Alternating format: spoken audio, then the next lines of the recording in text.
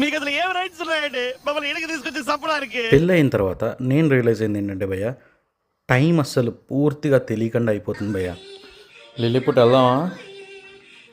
మేమైతే ఇప్పుడు మూవీకి స్టార్ట్ అయిపోయాం. సబ్జెక్టు లేదు, ఆబ్జెక్టు లేదు, వాటిదే డబ్బా బబ్రాజమానం భజగోవిందం. ఏమన్నా ఎక్స్పెక్ట్ చేసుకుని వెళ్తున్నావా ఈ సినిమాకి?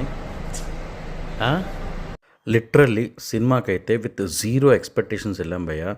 భర్త మహాశయులకు విజ్ఞప్తి అనే సినిమాకి. అయినప్పటికీ మనకి నచ్చదు.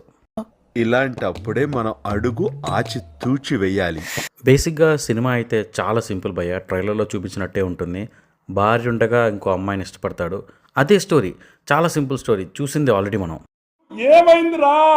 బేసిక్గా నాకు స్టోరీ కూడా ప్రాబ్లం కాదు భయ్య. సినిమా స్టార్ట్ అయిన దగ్గర నుంచి టేక్ ఆఫ్ అయ్యేంత వరకు లిటరల్లీ కథ ఎక్కడికి కదలదు.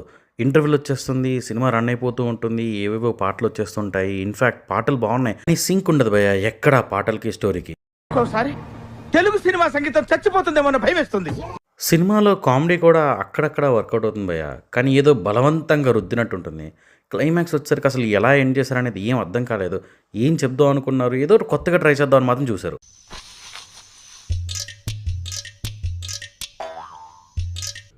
నీకు నచ్చిందా? నేను ఫస్ట్ టైం చూస్తున్నాను సినిమా థియేటర్లోంచి ఇంత యాంగ్రీగా బయటకు వస్తున్నాను. Thank you. See in the next video.